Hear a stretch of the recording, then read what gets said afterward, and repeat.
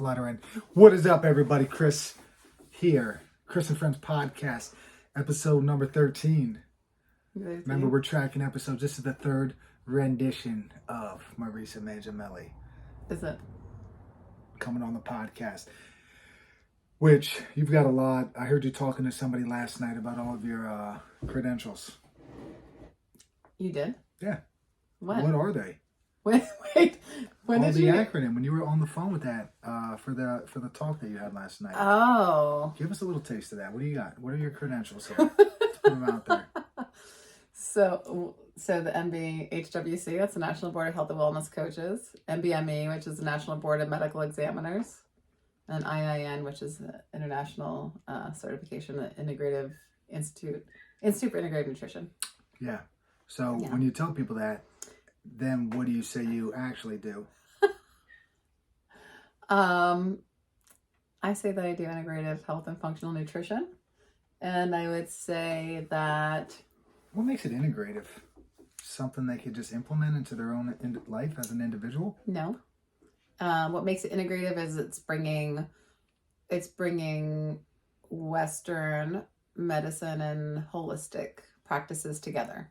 So it's bringing all. It's not one or the other. It's really digging into like root cause, but blending modalities. So like, I do use labs. I do look at labs if I'm working with somebody that has chronic illnesses like diabetes or autoimmune stuff. Like, so that's traditional medicine, right? Lab work is traditional medicine. There's functional labs too, though, that kind fall. Meaning what? What is a functional lab? So like give you that a regular lab doesn't, I guess. A lot. So there's like labs that they're like a GI map. And so traditional medicine, Western medicine is starting to bring some of those things in, depending on, the network and the physician. But like a GI map is something that looks at your gastrointestinal health. So, it's a poop sample. It's a stool sample. So you poop, you take the little thing, you scrape it, put it in a container, ship it off.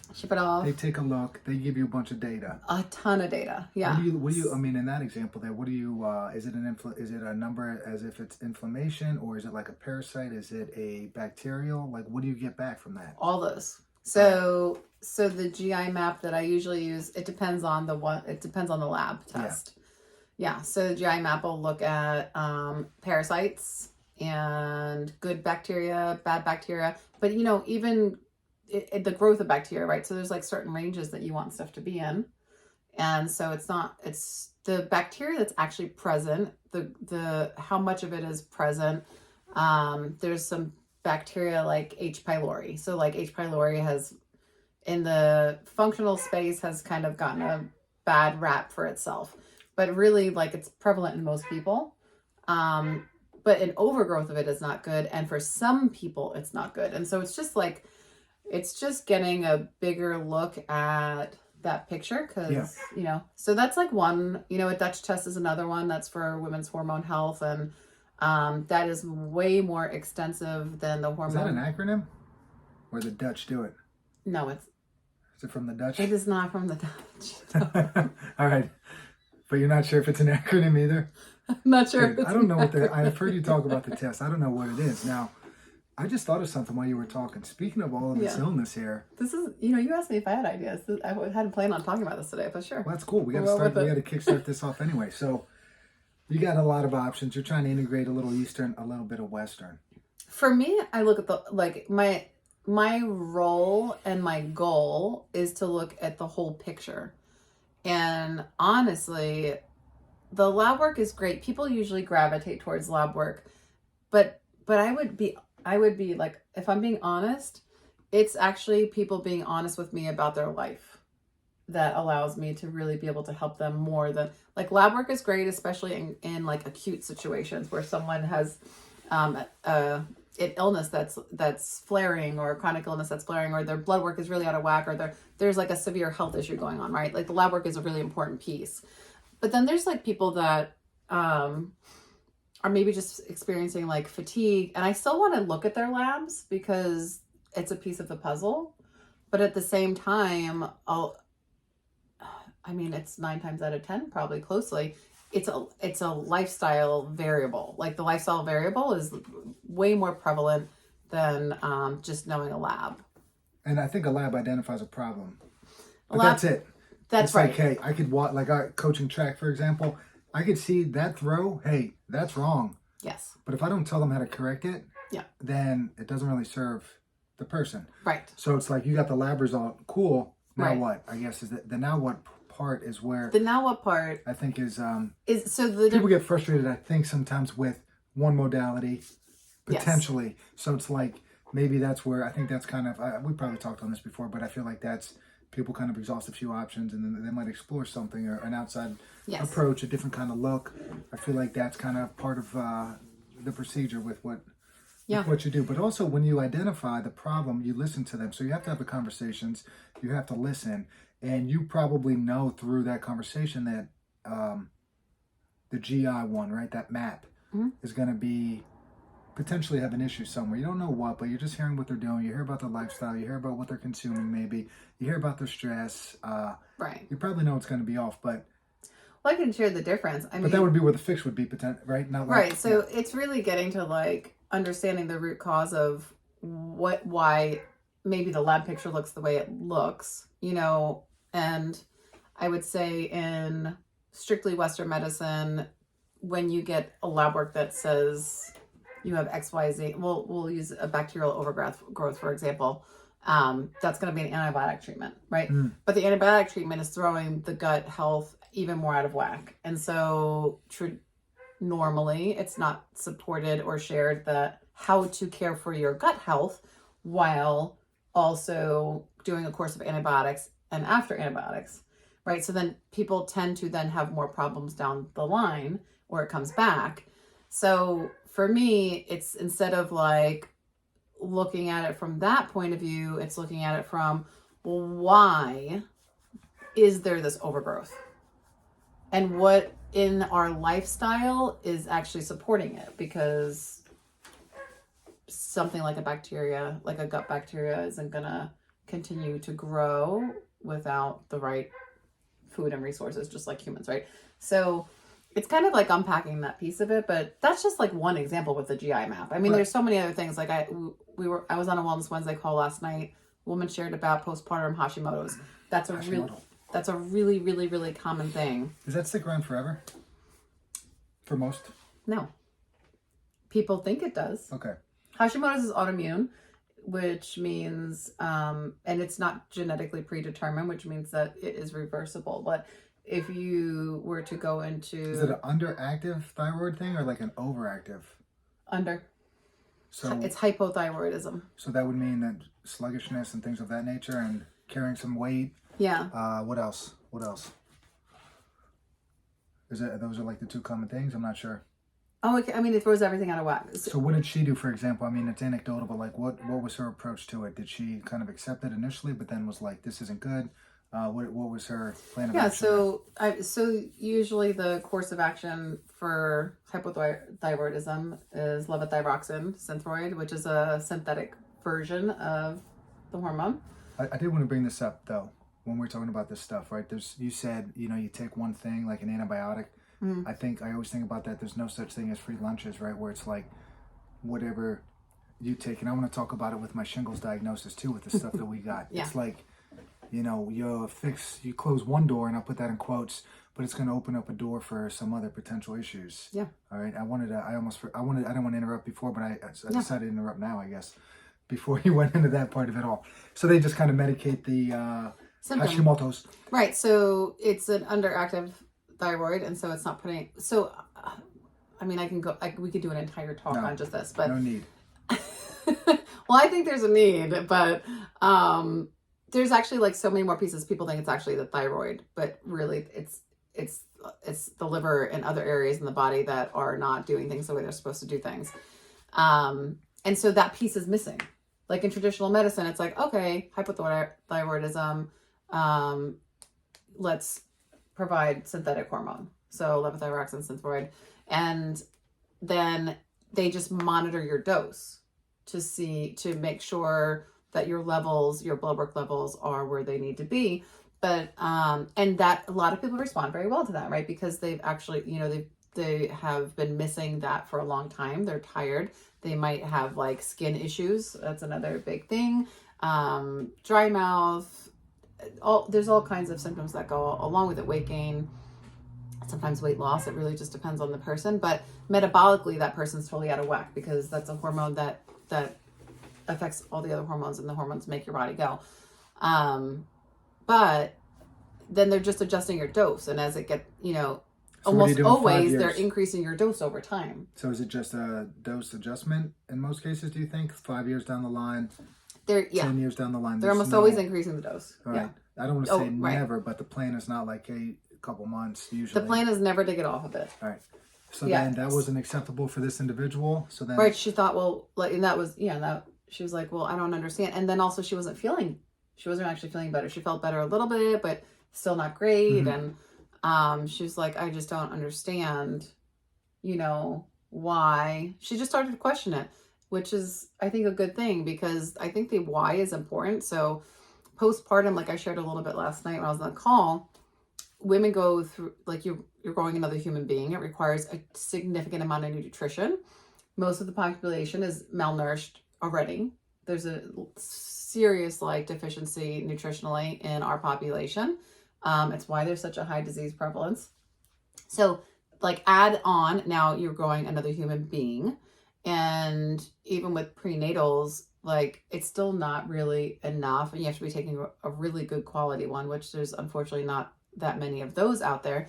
So mom's going through all of these changes, hormonal changes. Also, the immune system is quieted down during pregnancy, right? So it doesn't reject the baby. So anything that might have been going on before pregnancy, for anybody who has any autoimmune stuff that was underlying, post-pregnancy can really flare, because eventually the immune system comes back up. You gave birth to the baby. It no longer has to protect the baby from the immune system attacking it. So it's a phase in a woman's life in which it can make any autoimmune issue really bad. And so you have the malnutrition piece, you have the stress on the body piece. Stress causes hormonal imbalance. That's just a fact for every human being, male or female. And there's all these pieces of the puzzle. Then you add in a newborn, and you've got a mom who's not sleeping well. And so there's the toxin piece too that is often not talked about. And the body detoxes at night. So when you're not sleeping, you're actually not detoxing. And one of the pieces of the detox puzzle is actually removal of hormones. So it's also something that's never talked about. So the liver gets really bogged up. And if you're really not caring for your body and caring for all of the pieces of the puzzle through pregnancy, it can result in almost an immediate autoimmune thing. And it's often hypothyroidism for women. So it's really common. And so reversing those pieces of the puzzle is doable. Not always easy. I wouldn't say it's easy. It requires a lot of effort. So you need a multiple-pronged approach, potentially. Mm-hmm. I was going to transition that into some Civil War talk about attacking stuff, but I'm not going to. I've been thinking, Marisa, before we got on, I was like, I don't know what to talk about. And she said, you have nothing on your mind? And I was like, no, but I do. I definitely do. But I did. And let's go to it. I wasn't ready for a science talk. Yeah. I mean, I always love talking science, but. How about war? No. How about the 1800s? No. I wanted to know. Bury my heart at I wanted to know how you were feeling about your spirituality reading, and if that's been it's been if you've addressed it it's been at all. A non-factor. About 2-3 weeks ago, I talked about this in my last episode. Today's the first day that I never had anything. What do you mean? In my head, I don't feel pain anymore. No, I asked you about spirituality. I know, and I'm telling you, I haven't even thought about it because I felt like crap for I felt absolutely awful for 5 days, and then a little bit better than awful for 5, and then average for 10. And now I'm at this point where I feel like I have some energy, and I'm not getting exhausted. There was no thought about spirituality. This is why you're a one. This is literally our life of avoidance. Yeah, spend no in time a snapshot. What do you mean? Seriously. I don't even know what it is though. I still got some work to do. Oh my gosh. So you did. I do want to share something that I could have shared clearer the last time we were talking about it, but you were like, well, what is spirituality? And I can't tell you what spirituality is. It is individual to you. But like, it is your relationship with spirit, whatever spirit is, whatever that greater being is. You know, for some people it's God. For some people it's Buddha. For some people it's Allah. For some people it's Mother Earth, Mother Nature. For some people it's... I heard a guy say this, and it was... the universe. God. It's that greater energy source This was the statement that makes us all thought. go. When you read, he takes some passages from the Bible, say, Yes. God is... I didn't say it was God. Like, this was this person's interpretation of it. Like Mother Nature. Yeah.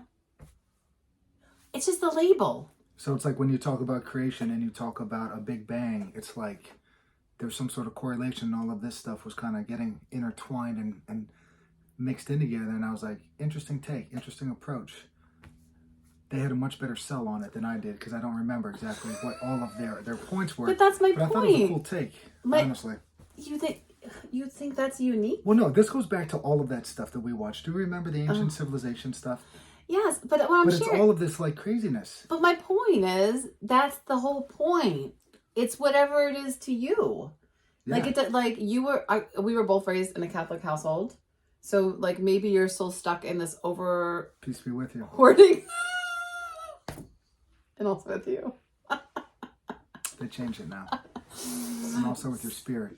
No. That's what I was told. That's what I was told. You can tell it's been a long time since we've been in church. And that's okay. My source is a 12-year-old kid, but anyway. Oh my gosh. So anyway, Christopher, it doesn't have to be a label. It doesn't have to be a label that was put on you through an organized organization. Yeah.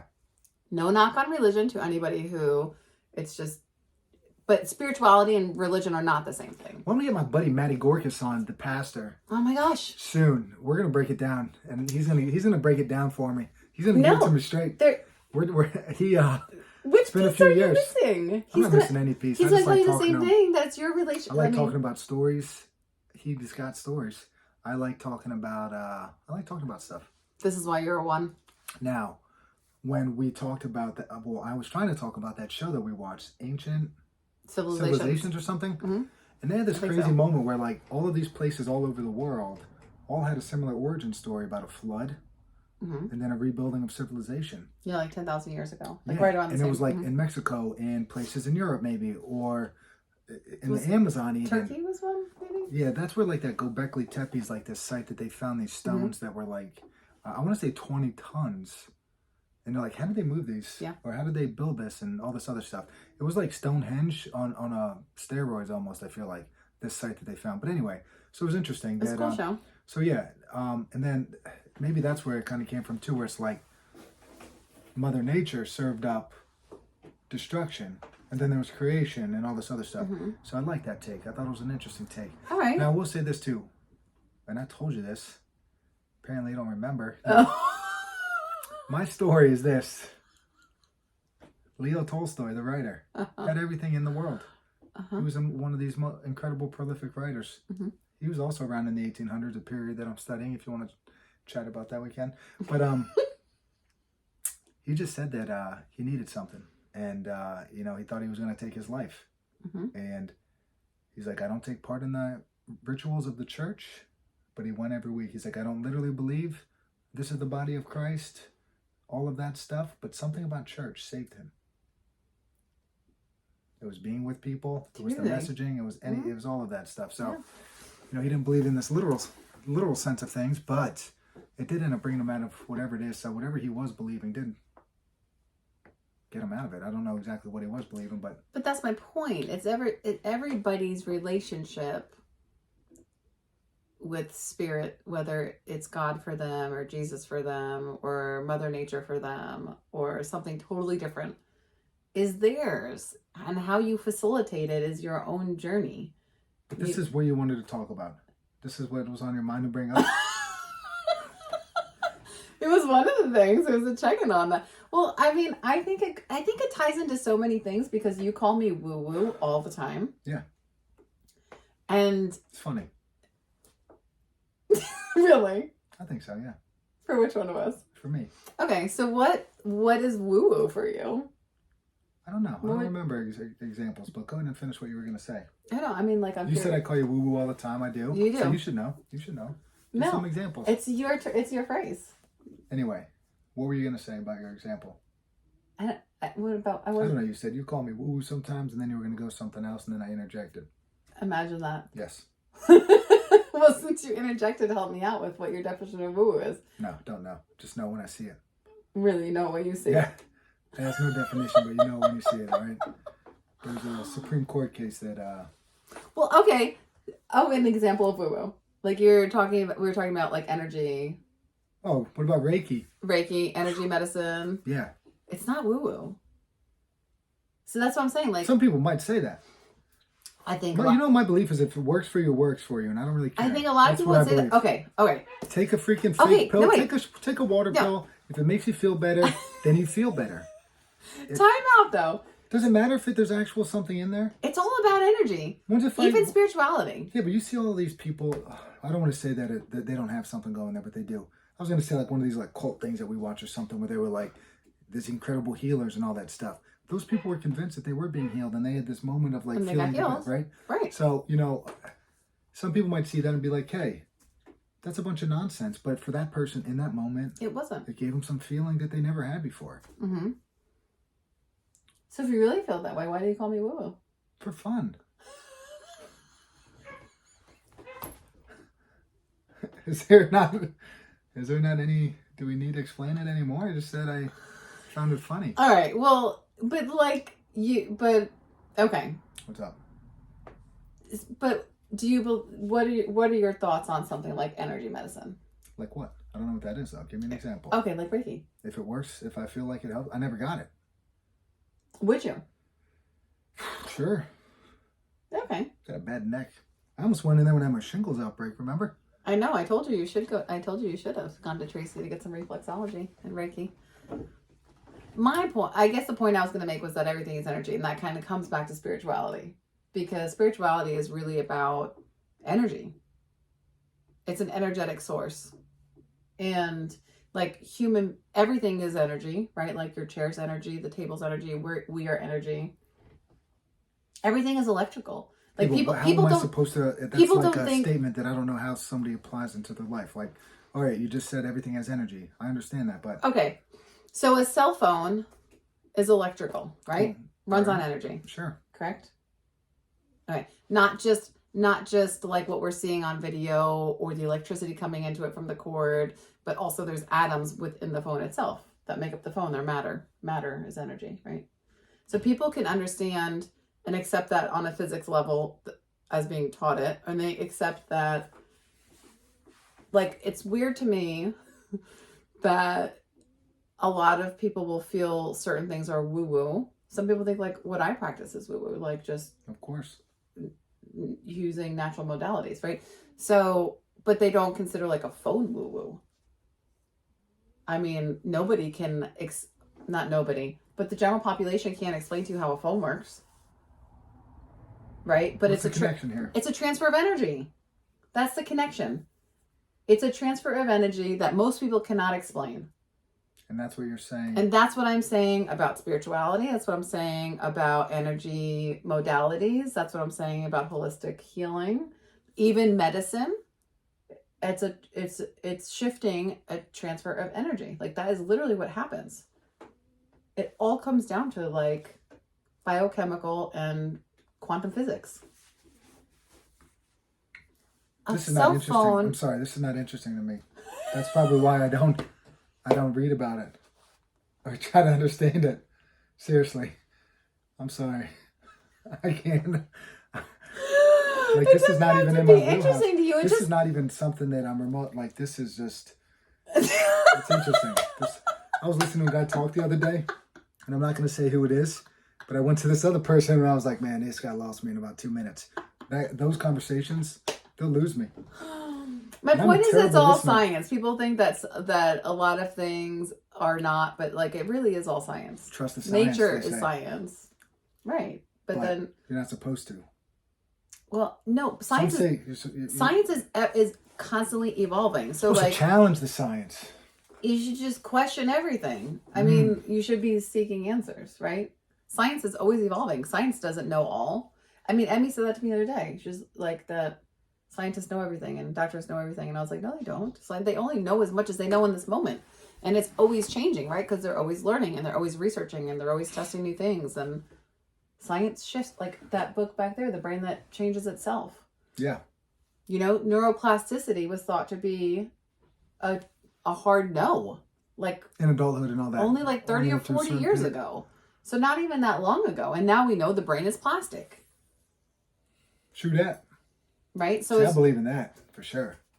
I can talk about that. I'm good with that. But so science is always shifting, and like science doesn't know all. Yeah. But there is science to all, I guess, is the best way to put it. There's science in all. Yeah. Fair enough. Yeah. Deal. What else you got? Hopefully it's not just the spirituality stuff. No. You want to talk about shingles? Or no? Yeah, I was going to talk about something that happened with Emmy. You actually weren't. It was out on Long Island. But it made me think about like some choices we've made in our parenting throughout her childhood and things we think about a lot. So, okay. Like we always try to give Emmy a choice, which my mom doesn't agree with. Okay. She says like, don't give her a choice, just tell her. And her choices aren't always like something she loves, right? Like, well, we don't always do it. I mean, always sounds like 100%. There's times that I said we always try okay. to. We always try to. We'll say like, you can do like you have this option or this option. It doesn't always mean like what she wants is normally not an option when it's in a contentious state. It's like you can go upstairs and go use the bathroom, or I can carry you upstairs. There's still a choice in that.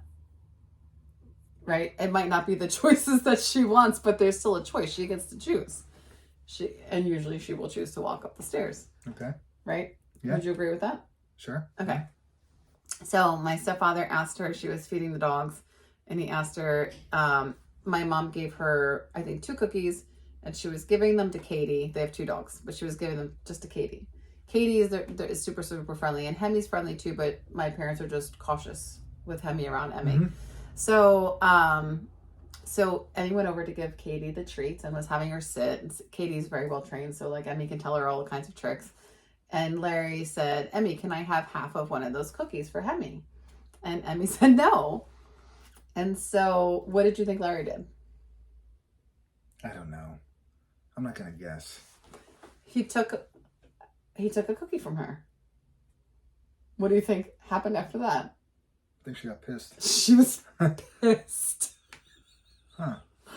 Uh-huh. Snagged it from her, huh? Took it from her. Physically took it from her. Gave it to the dog. She came in. Mommy, Grandpop took a cookie from me.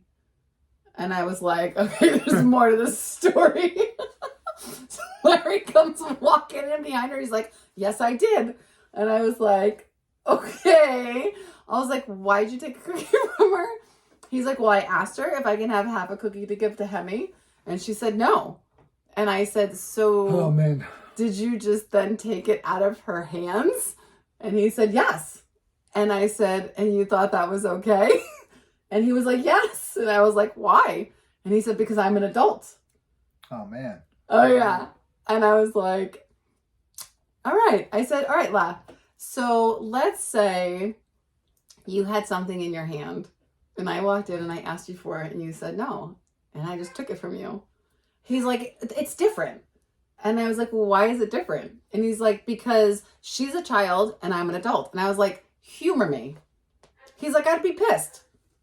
And I was like, there you go. Yeah. She's pissed.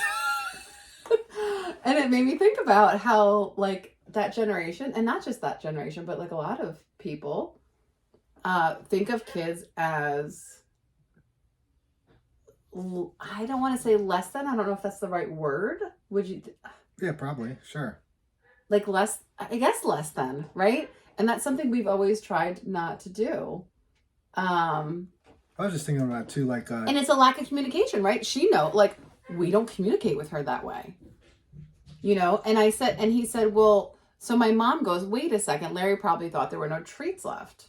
And I said, does that matter? Does that justify taking it out of her hands? And I said, Larry, is that why? And he's like, yeah. And Emmy goes, there are more treats. And I was like, had you actually communicated with her like a mess, like another human, she'd have told you there's more treats. Like, had he said, I want to give Hemi a half too because there's no more treats, Emmy would have then said, Grandpop, there are more treats, and showed him. But instead, he just took it out of her hands. She was really pissed off. For how long? Oh, I don't think she talked to him for a little bit. She was like, and she likes playing with him. He was mad at me because when I put him on the spot, and I was like, well, how would you feel if I took something out of your hands that you said no to? It's definitely not acceptable. And then you could wonder how a kid would do that to somebody else. But, yeah, no, I was thinking like, even with other things like, Sorry for throwing you under the bus a lot if you're watching this. See, like, tying your shoes for your kids just to speed it up and doing this for them just to kind of, or cleaning up for them so you can get out of there. Yes. Things like that, too. And then you realize, like, oh, the kid never does anything then. Somebody always does it for them. And then they expect it, too. Then they get mad when you don't do it for them. Yeah. And then you ask them, and it's like, there's an issue there, which I realized, I don't know, you see how, like, I feel like my dad did everything just because it was, like, more convenient for him, you know? Because I saw him do it with Emmy, and I was like, oh, all right, yeah. Uh-huh. Like, all right, we will wait 7 minutes for her to put her shoes on, even though I could put them on in 90 seconds. But, hey, whatever, we're going to show up late for school. But, yeah, I think it's just building that autonomy and stuff. Which kind of brought me to this guy, Jonathan Haidt. He wrote The Coddling of the American Mind. He's got a new book out, and that's, like, the premise of it all, where it's we need more... The autonomy is so important. Basically, he wants I don't remember his 4 points, but it's like every school, ban your phones. Mm-hmm. Cell phone ban, number 1. Number 2, parents, like you need to be the person that is like monitoring. Like just because they're 12 and all of their friends have TikTok, it doesn't mean that your kid has to. And yes, there's going to be some pressure, but like if you're the one parent that says, hey, let's do this, get some other parents to say it too. Mm-hmm. Like you could reverse the, I'll call it negative peer pressure, by getting a coalition of parents to be like, hey, we're just not going to do it, you know?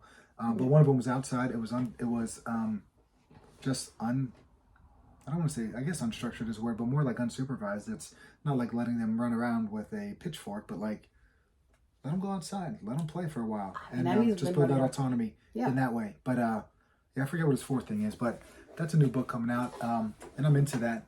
The autonomy piece is like so important. One, for their self-awareness, their self-confidence, and also their problem-solving skills. And I feel like a lot of people that I talk to that are, I guess our generation even, or just problem-solving, like it's the biggest piece that's missing from kids, and even like my college age students, is that problem, like they don't know how to problem solve because they're so used to somebody solving problems for them. And going with that same author, you know, an 18-year-old today in terms of maturation is the same as a 15-year-old from a few decades past. A 15-year-old is like a 10-year-old or a 12-year-old or whatever it is in terms of life experiences, because they are not out exploring like they used to. So their life experiences are limited, which means their handling of situations is limited compared to previous generations and all that. Boy, I was going to say something else there and I forgot. And I think that it's in such small ways that it happens with the kids. You know, I don't know if you remember this, because you weren't the one that was triggered by it, and I certainly was. So I remember it like very, very clearly. You weren't home, but I called you afterwards. I don't remember how old Emmy was. We've never had, you know, I see friends who like have trouble getting their diapers on their kids and stuff like that. And maybe it's because we put her on a potty at 6 months old that we never had trouble. Like, we never had trouble dressing her or putting a diaper. But there was one day that I had to change her diaper or something. And I remember she was, like, fighting me, which never happened. And I don't know if we were going for a doctor's appointment. It was around the time that, like, life was blowing up for us, when she, like, right before she was hospitalized. And I, like, had to get out the door to get to the doctor's appointment. And so I literally, I mean, it sounds so... I didn't like forcefully do anything to my kid, but I like had to hold her to get her diaper on quick, and it triggered the shit out of me. Like, it made me so upset. I would like, and I don't remember, do you remember me calling you about that? I feel like I remember this. I was like, I can't ever do that again. Yeah. I can't ever do that again. Like, and it made me realize, like, that was the moment I had this like big revelation of, like, they are little humans. They are not like, they are not different than us. Like, imagine, it made me think about, like, holy cow, imagine being a child and being physically restrained. Yeah. And as parents, like, I don't want to say we do it because that literally was that one time for me. But like, as parents, I think it happens a lot.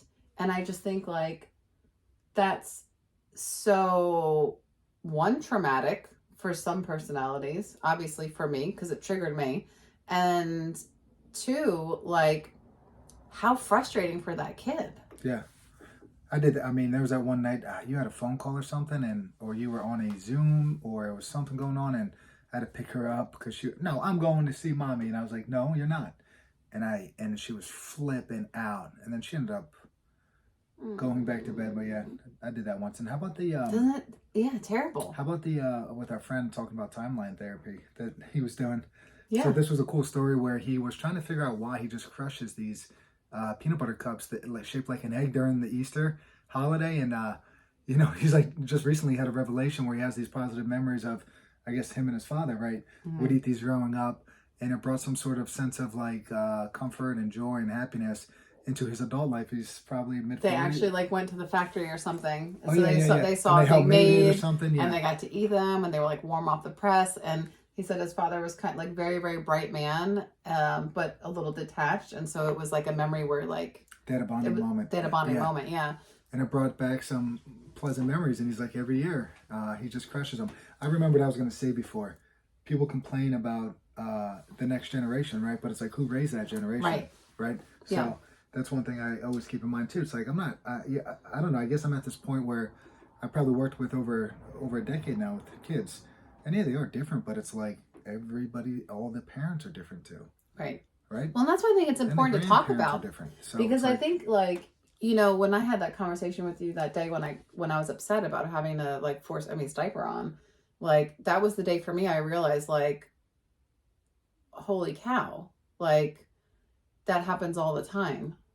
And I think we don't it's things we don't talk about. It's not talked about a lot. As parents, we don't realize it because we're in a rush.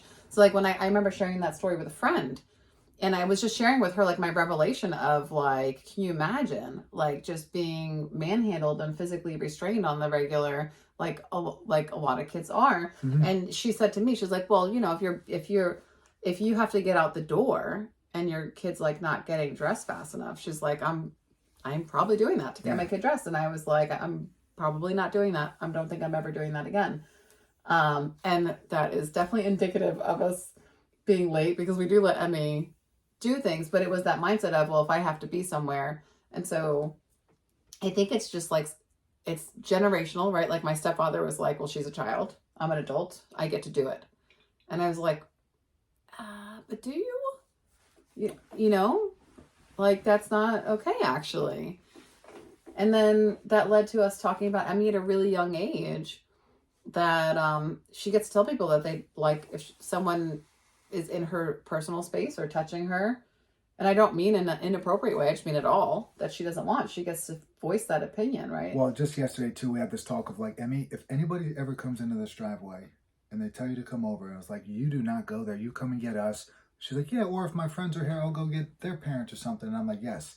So it's like, just because it's an adult. Right. And they tell you to do something, like, we don't want to wire that in there where it's like you have to just go with what the adult says because they're the adult. Yeah. Do as I say. Don't give them an explanation. Don't give them an option. I think then that goes into these moments of feeling like they don't have a voice. Mm-hmm. And I think you could find yourself getting into a situation that is troublesome then, potentially. Yeah. Yeah. I mean, we were out. How old was Emmy when we were out that night with my brother? And you know what's crazy too? That? As I was telling her this, a freaking truck pulled a Yui in our driveway. In our driveway? I swear to God, dude. We're sitting in the car and I'm like, Emmy, now. And then I see this truck start slowing down as I'm telling her, pulls in the driveway, turns and goes the other way. And I was like, what are the odds of that? Yeah. There you go. It's the energy, baby. It's the energy getting out there. Let me share my No Country for Old Men story. It's a quick one. Oh my gosh. Is it relative to what we're talking about? It is. Let's say you work 60 hours a week. You're never around.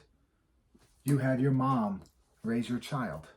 Okay? Mm-hmm. So you have grandmother raise the child because you're working a lot. Now, your daughter grows up. She has a child. She's going to go to her mother. She's going to work, say. She goes to her mother to help raise her child. But her mother never raised a child. Her mother never raised a child. And that was something in a fiction book, No Country for Old Men, where there's this craziness going on in there.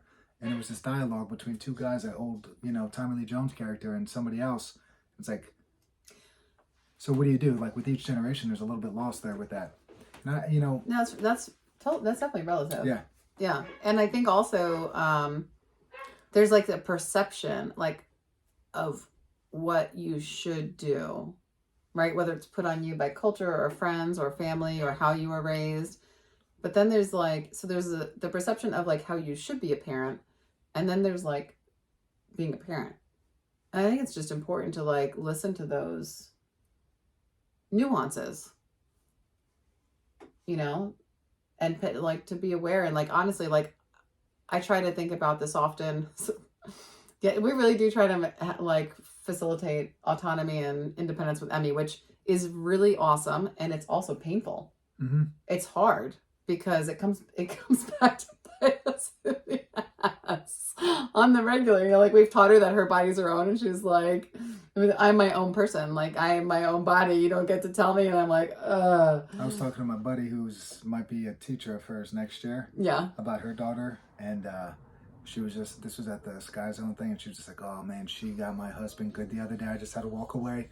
So I think we're gonna have some of those years too. Well, think about this girl is very witty, and she's got the quick answers, and I think we're gonna. We're totally in for it. But at the end of the day, I mean, it's a blessing. At the end of the day, yeah. The protein shake was a good example the other day. I was making my own. Pissed. She was pissed, but what did she do? We're always telling her, Emmy, if you have a problem, solve it. Like that's our response to her a lot. Like instead of complaining to us, come up with a solution. So I was making my own shake, and we used like a hand blender. And so she's like, Mommy, can I mix it? And I was like, honestly, Em, I'm kind of in a rush. I'm making this for myself. I'm going to do it. You know, we usually let her do it. Like usually the answer is yes. And then it like takes forever. And I was like, I'm actually doing this. This is for me. Well, I want some. And I was like, well, I don't mind sharing with you. So she was quiet about it as I'm getting it out. And then she gets off her stool and she goes storming to the cabinet. I'm going to make my own shake. And I was like, part of me wanted to be like, no. But then I was like, well, I mean, I teed that up. And I didn't say anything to her. I was like, okay, she got her own mug out. She got the right size mug out that the thing could actually fit in. Yeah, she did. It's a mini one that was like half the size of ours, so it was like perfect size for her. She drank it. Yep. And she taught me how to make a smoothie later. It was really cute. So I'm glad I wasn't a jerk about it. Because my inner self wanted to be like, the whole point was I didn't have time for this, you know. But it's like, okay, go ahead, make your own. And then she's like, can I use this banana? And I was like, yes. So she put her banana in, and she put the shake powder in. And yeah. And she made her own smoothie. Yeah. And it came out good. And she was very proud of herself. So, I mean, like, that's just an example of like, it's freaking painful as a parent to give them that space. Yeah. But also it's so empowering for them. And I want her to be confident and independent and really just confident in her own thoughts and words. Yeah. So painful on the parenting end, but worth it for raising a good human, I think. Yeah. And I think there's some, I don't know. I mean, there's definitely more. I don't think we actively do, but if there's times of like, I feel more stressed, I think, if I'm like overcorrecting or up her butt about all of this stuff. I feel like it makes me more anxious. And I realize that if I'm like in a mood and I'm like getting on her about a bunch of stuff, it actually makes things worse. And 100%. like, it's not like she's doing stuff totally wrong that needs like automatic correction. It's like, you know what? She's freaking jumping around by the dog. Or, you know, doing something, and I don't know. Yeah. Sometimes I'll get on her about something. I'm like, why don't I just do that? It's good to tell her no sometimes too, because it's like she's at this age where it's like, hey, come here. No, why? You know those talks. I do, but I think that it's more appropriate instead of just saying no to her. You can say, hey, Emmy, I don't want to be spoken to like I'm a dog. Well, yeah, I probably said that at some point as well. You know. Or I'm like, I just tell her in a moment. And how long's a moment? I don't know. But I'll get there when I get there. Yeah, so there's not like loose frame. I hear people say things about gentle parenting, and I don't even know what that is. But I'm like, I don't know. It's like we're definitely not letting somebody run around doing whatever the heck they want. But there's got to be a little bit of both. There's like a... Well, we're clear with our boundaries. So like sometimes that's another thing that's painful. Like sometimes you throw a boundary out there and then you wish you didn't. I mean, honestly, I've done it. I've like created a boundary that maybe wasn't that important, but because I created it, I was like, well, shit, now I gotta stick to it. Yeah. And then you gotta suffer the consequences of that. Yeah. But I think it's good that she sees that, because she creates some pretty clear boundaries for herself too. And that's pretty awesome for a young kid. You know? I don't know. I think what you just shared is the most important part of growing as a parent, and that is taking a minute to be like, why did I do that? Mm-hmm. And then like maybe not doing it the next time if it's something that like wasn't a great thing. Well, yeah, it's still it's still gonna happen. I remember somebody when I was coaching too, they were like, you never yell at kids? I'm like, I raise my voice for sure. But it's never like, it'd be like, yo, what are you doing? That type of thing, as opposed to not like, you know, there was a kid that literally was kind of in my face being incredibly disrespectful. And if someone was like, oh, would you run him in the ground? And I was like, no, I just pretty much fought it out with him, not verbally, but like stubbornness, you know? It was like, you know, we're not doing this, dude, and I'll stand right here, you know, and all this other stuff. And you want to ruin the class? You're going to be ruining the class, all that kind of stuff. But it was like, then the next day when I saw him, hey, Coach Chris, hey, what's up? You know, it was like clean slate always. And so that's just one thing too. It's like, I don't know why I just brought that up too. Not yelling, personality thing. I hated it growing up. I remember almost crying because a football coach was just in my face because I wasn't paying attention. I was like a 9th grader, right? And I was like the 3rd string quarterback. I'm like never going to play varsity. But meanwhile, he expects me to be like standing by the huddle, listening in, all this other crap. And I'm probably talking to my friends. And he just starts like yelling. And I don't know. I remember that moment. And I'm like, yeah, still remember the coach and all that. Almost to tears. That type of, yeah. And so like that wasn't a moment that I'm like, this is the moment and I will never do this to anybody. But that's probably the reason too that, you know, I'm sure it's a piece of your puzzle. Yeah. Plus there are kids too, right? I don't know. We talked about our brains being plastic. Kids' brains are being plastic, but kids' brains are incredibly plastic at a rate much. And I was talking to remember we were talking about just yesterday, like, well, two conversations. One was yesterday. A guy works in Allentown. His girlfriend works in Allentown in the school district, and she's a liaison between the Spanish-speaking families and also the school. Now, some of these individuals that she works with, they don't have the means to have their own place. Right. So they are subletting, and they're renting a room from somebody. Because they're renting a room from somebody, there's no lease agreement. Because there's no lease agreement, they cannot apply for any kind of aid. The school asks them, hey, we need this for that. They cannot supply a residence because they don't really have They don't have a permanent address. Right. You know, there's kids missing school because they're raising their siblings because the mom is out working. Maybe it's a single parent home, yada, yada, yada. That was something that wasn't even on my map. And then another guy I know that I grew up with, his son, we were just talking about just these ebbs and flows, right? I mean, his son is 38, same age as I am, and still alive, right? Which is like, this is a religious guy, and it's a blessing in his mind. Somebody might say he's lucky, whatever, but just drugs took a hold of him, off and on, off and on, off and on. And at this age, like, he's like, the judge was like, if I see you, man, one more time, like, you're going upstate and you're going to go away for a long time, that kind of thing. Got him out of it, right? And I think about that conversation. I think about the other one that I had. There's these moments, right? I talked about that one when I was a freshman. I don't even know now. 8 to 10 years ago, Chris Cornell dies. And for some reason, it really affected me. It really impacted you. Yeah, it did. So, didn't even like, I mean, I like his voice. He's an incredible musician, but like, I wasn't a huge Soundgarden fan. I loved Audio Slave. I love some of the stuff they did as an individual. But then, you know, this guy is supremely talented. Yeah. And you could hear almost the sadness in his music a little bit, in his voice. It's always like, you kind of feel his songs. And I was listening to... it makes you very sad. Yeah, no. And I still sometimes could almost cry probably about it, because the second part of it is Chester Bennington, the lead singer of Linkin Park. He and Cornell were buddies, and Chester Bennington sang a tribute for Cornell 5 days, you know, a couple days after Cornell took his life, and then Chester took his life. Mm-hmm. So he sang this song that was like, basically it's like, who cares if one more light goes out in the sky with a million stars?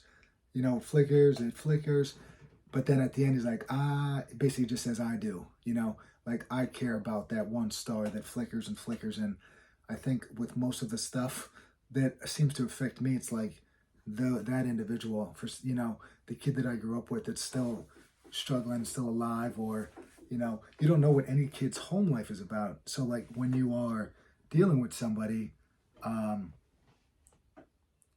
being away at a sport practice could be the best 2 hours of that kid's day or something, or being at school could provide something that just gets them out of a negative environment. Then all of the negative environments, if they don't have something like that, it's like, yeah. So I'll listen to that song again. I stumbled upon it this week and it kind of almost... This is like a lot of growth for you though. Like, I would say that being a parent has made you a better coach and a better teacher. You have a very different perspective on kids than you used to have. Well, remember John Legend? John Legend said, man, ever since I had kids, I just cry a lot more. And I was like, yeah, I hear you, brother. I know. Yeah. But I think a lot of things like in life have shifted your perspective on things. Because I remember, we've been together for a long time now. And I remember when you were coaching, sometimes you'd come home frustrated about a kid. And I would say, well, what's going on in their home life? And then you started thinking about that more. And then I think you started thinking a lot more about like Ryan and friends that you grew up with and different things. And so I'd say that you've grown. Well, I don't know. I don't know if I just feel stuff too. Like there's a lot of hurt going on out there too, right? So yeah. And I just think I see it and recognize it sometimes. And I don't mean to say that as a way of like having some special talent, but like, you could see it. I could see it, and I could be wrong every time too, and just be like talking out of my rear end right now. But I feel like I could see it sometimes. You know, I feel like I could see the person that something's off. You know, and well, you're picking up on that person's energy, and you are intuitive. There you go, energy again, baby. Energy. So, but also, there's a piece of you that used to shut that out, and I think now you're more open. Yeah, I mean, I'll check in. I don't know if I always would. If somebody's in a bad mood, I think initially it'd be like, hey, give them some space. But now it's just, hey, how we doing? If it's a short answer, all right, you know, I'll let them kind of have a day if they need it. But I guess it's when those days add up that you might start wondering. Yeah. You know? But yeah, that's why I tied in all the things I wanted to talk about. You didn't have a list of things you wanted to talk about. Well, these are things we talked about this week. That's a great song, by the way. Which one? Now Cornell's daughter's singing. Yeah. Crazy. His wife sued doctors, by the way, and I don't know if she won because of all the drugs. Prescription medication? Yeah, the antidepressant type stuff. Yeah. Well, those are the side effects, as you learned with your gabapentin. Yeah, but that's what I told that dude, the dad. I was like, hey, man, he's still alive, and he's a human being, and he could freaking pull out of this thing. Like, humans are resilient. They are. And granted, he's lucky. He's lucky he's alive. Because you take one bad drug and you might be dead, right? You could have one bad moment, one wrong decision one night, and that could be the end of it. Which brings me to what? Gettysburg. This is what my next blog is going to be about. All right, one man, one decision changed the world. Okay. All right, tell me about it. Do you believe that could happen? 100%. Joshua Chamberlain, that can happen. College professor. They're going to give him a sabbatical. They want him to go away for a bit because they felt that he was encouraging students to join the war effort. Okay. On the Union side, us Northerners here, the victors. Chamberlain, his wife is pissed. Is there ever really a victor in a war? Probably not. His wife is pissed off. She doesn't want him to go anywhere. She thinks it's crazy. His brother joins up, his younger brother, and so they're in the same group, and they get to this point where it's Little Round Top, July 2nd. Imagine July heat, 4:30 p.m. The rebels start storming up this hill at Little Round Top. It is shaped like a little comma, all right, that is tilted, I guess, clockwise. Okay. So he's on the one bend on the left side. He looks to his left. There's nobody there. They tell him, like, you have to defend this mark. If we get turned in, it's over. Rebels are going to Washington. This thing could be over. No, there was not a big Union victory up until this point. It was a lot of running. It was a lot of delaying, all this stuff. The rebels are coming.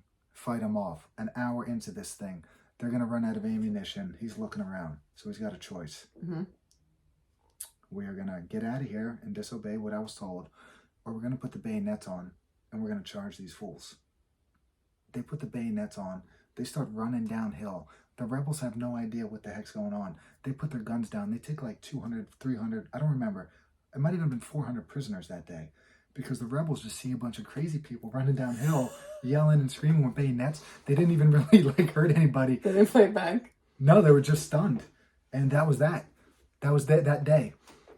Crazy part is, the next day, they're like, Chamberlain, we're going to relieve you and your group. So anyway, that decision turned the tide of the war. Okay. That was one of those moments that at Gettysburg, things might have flipped. People think that, that day, that decision changed the tide of the war, which then changed the United States, which changes the world, honestly. Yes. So that was one man.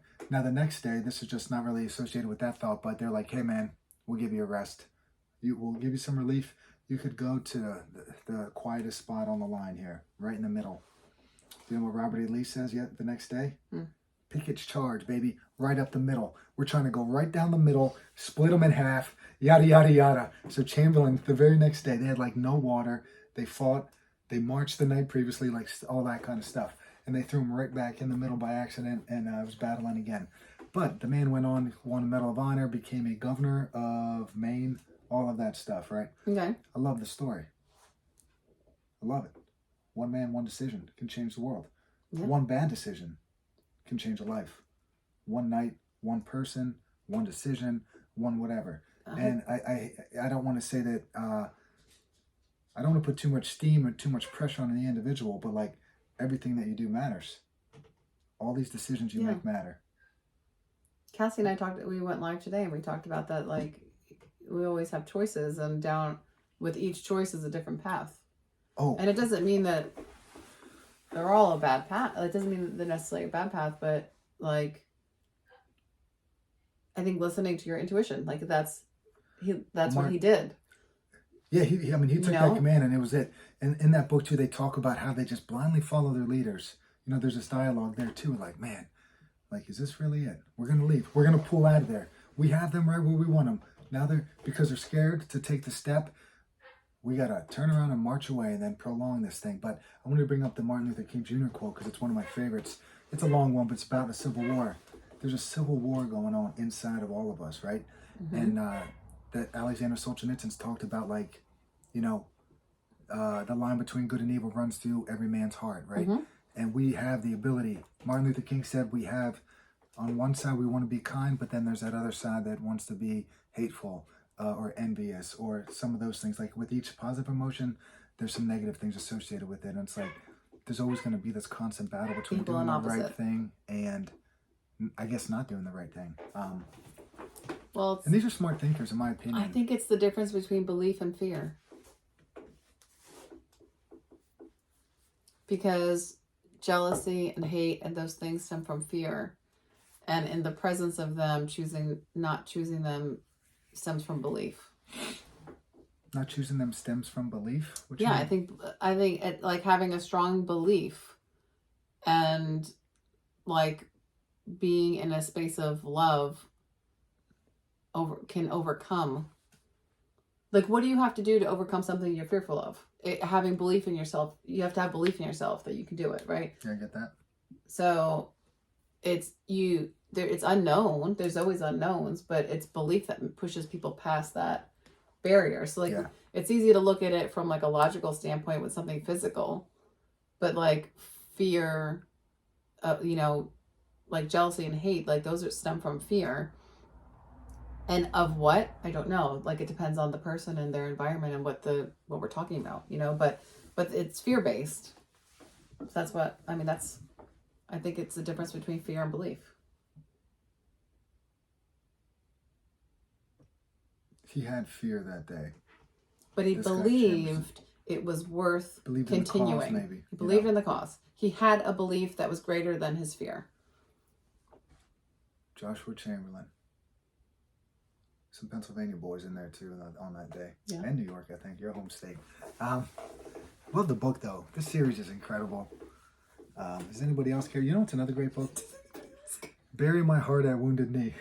Oh, you had to get it in too, huh? Yeah. Okay. Because in one light, we read about the Civil War and all of these great things that these generals did, right? But then move on 5 to 10 years later, and those same generals are making some decisions that negatively affected the Native Americans in our country. And so as I'm reading both these books at the same time, I'm getting General Winfield Scott making decisions that are great, and he's well respected and all that stuff. But then he's out west doing some stuff. A guy Sheridan, U.S. Grant puts him in charge of the cavalry. Awesome. When Grant took over, things started going well for the Union. Sheridan played a role in that. So did Sherman. All right. Now these two guys are making some decisions out west that are not kind towards the current inhabitants, the American Indian, right? Indigenous people. Yeah. So. But that kind of goes like... It's a good and bad thing, maybe, too, It's right? a perfect... Well, it's not even necessarily a good and bad thing, but it's a perfect example of perception. Right? Because... in the one hand in which they are receiving accolades for their role in these positive things, this other piece of the effects of that are ignored, right? And so I feel like that lends so much into cultural divides that are even happening today, is that people don't look at the whole picture, and it's never clear cut. Like nothing is black and white, even good and evil. True that. I believe it. You know what else I believe? Tell me. Humans. That's what I believe in. You believe in humans? I do. You believe in humanity? I believe in humanity. that if it's been done by somebody, It can be done again. I think so. I believe if it hasn't been done, it can still be done. True. Oh, here's a question of the day before we wrap this up. 2000, I watched this thing. Primarily listen to it. When do you have time to watch I'm doing the dang dishes. we literally live in the same house, and I can't... Okay. Peacock. On the phone, listen to it. It's about, what the heck's this guy's name? Alberto Salazar, a runner, right? Nike. They created the shoe in 2016. They found it could boost... So this is what had happened. Everybody's wearing these minimalist shoes because we're talking marathons. They don't want heavy feet because of this. There's this mechanical disadvantage if you have a heavy lower part of the... Yes. It affects the biomechanics too. Yeah. So, all of a sudden, these guys and gals start showing up with this extra thick shoe. And they're like, whoa, what's going on here? This person's just bringing the training shoes, whatever. Spring.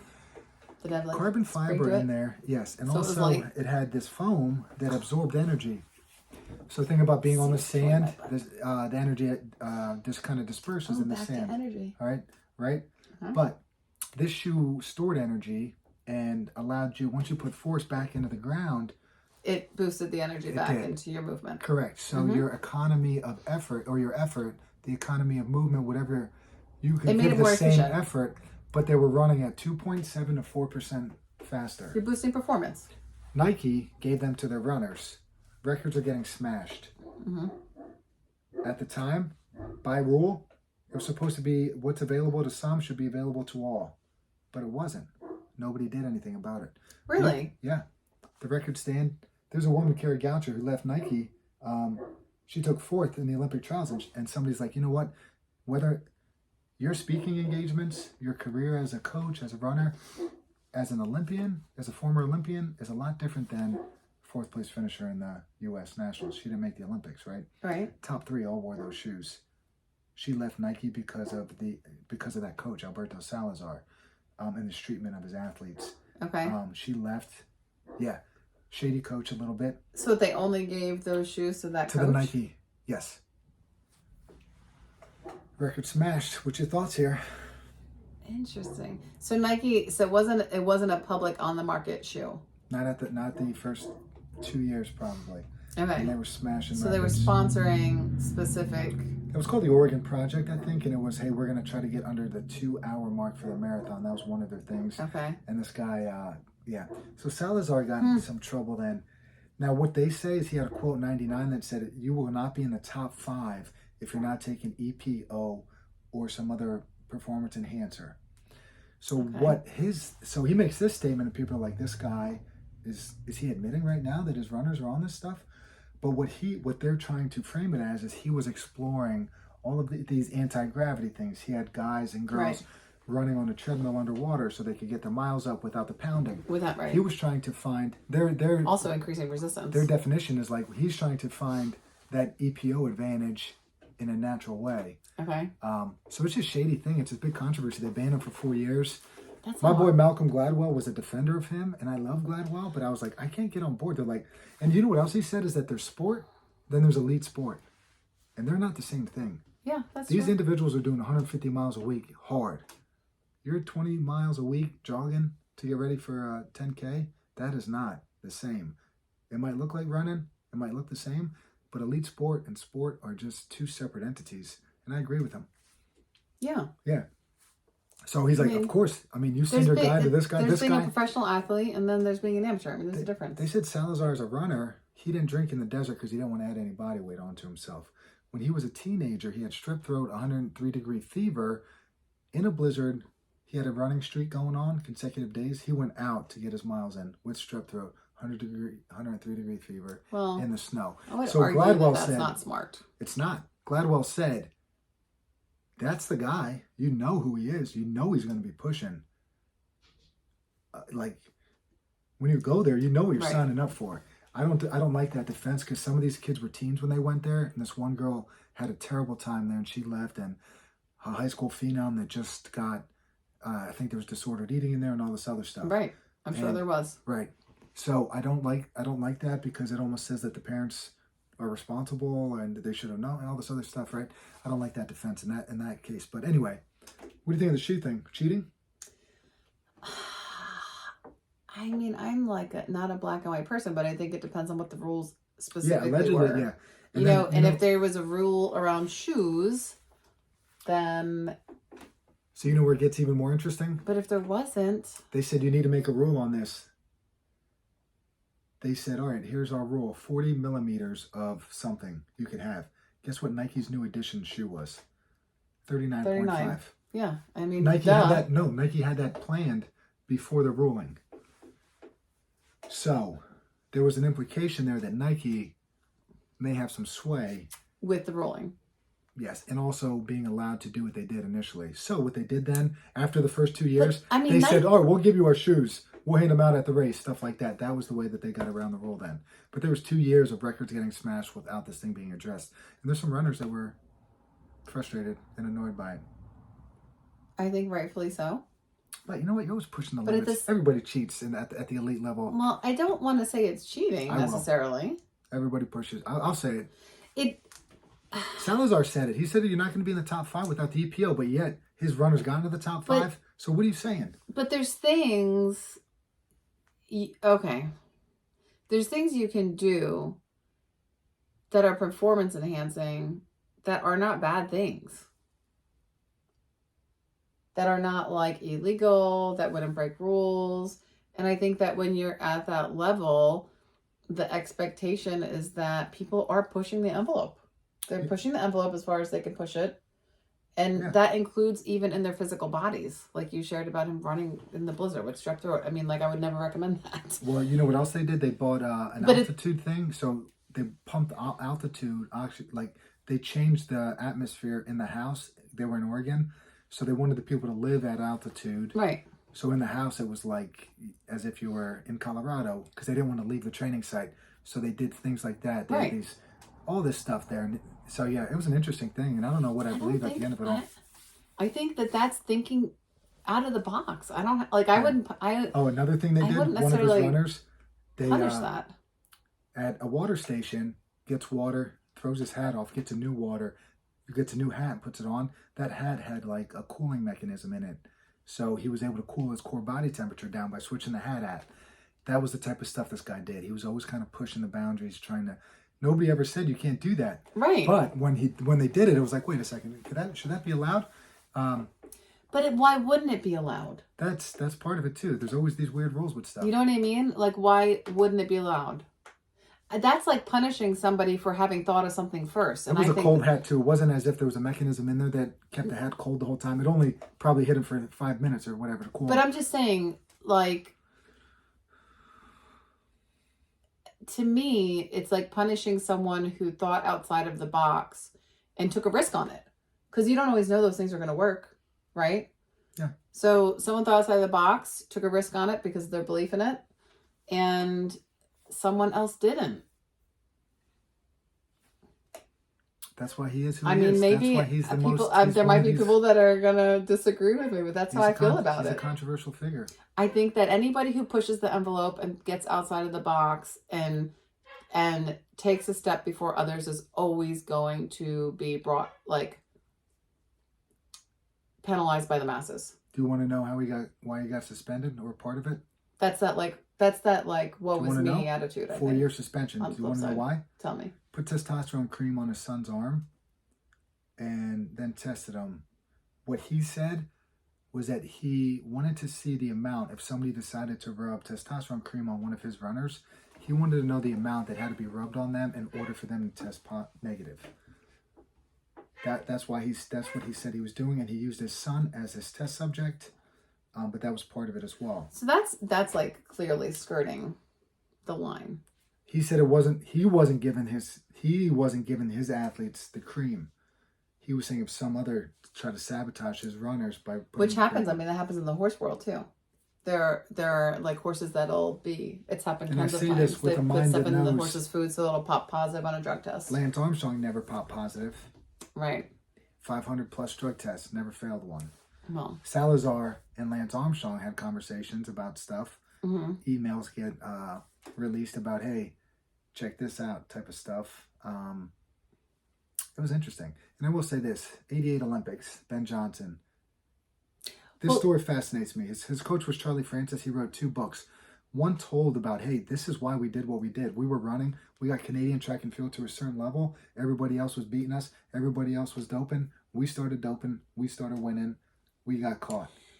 Now, this guy I think he ran 9.89. The American record is 9.79. Usain Bolt is in 9.6 range, right?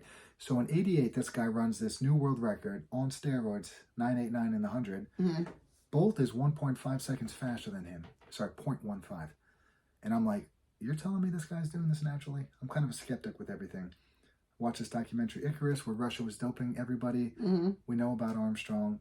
I don't know. So I have like a hard time believing. You look at a lot of female records in the Olympics and they're all from the 80s from like the Eastern Bloc countries, right?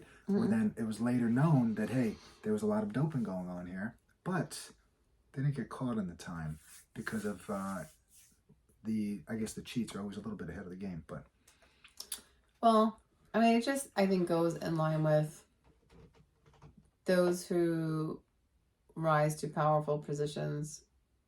It's a hard place to stay, right? It's a hard place to stay morally because I think people are always looking for that next hit. You know, that's like they're chasing something. Chasing greatness. Chasing dopamine hit. I don't know. Yeah. I'll still watch the sports. Apparently they're coming out with something called the Enhanced Games. Everybody could juice. We are not testing anybody. We are testing the limits. Track and field. What? Is that a real thing? Yeah. Apparently it's coming. It's called the Enhanced Games. Why would they do that? People are going to probably have we might see a 9.5 400 meter. People might have heart attacks. That's a terrible idea. I don't know if the people care, unfortunately. That's crazy. All right, let's wrap this thing up. I got my sports talks in. You got your books in. I got my books in. I brought up the Civil War. It's all good.